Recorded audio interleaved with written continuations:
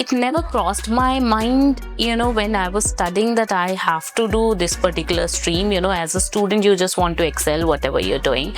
I happened to pursue masters in law also, and I really studied constitutional law with proper focus, and so I was knowing that few aspects of law are very, very critical.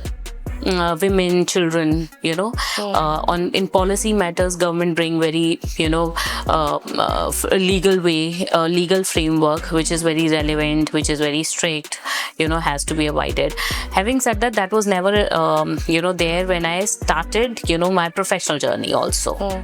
I was pursuing, normal law, learning the curve, learning civil law. Civil law was basically I was into, and try to learn, whatever was coming my way. And incidentally, there was this one case which came my way, where somebody was wanting to do surrogacy in India and had no legal clue. I took it seriously because I was knowing, as I've told you, I've done a constitutional background. I was knowing it's a relevant thing for me to do.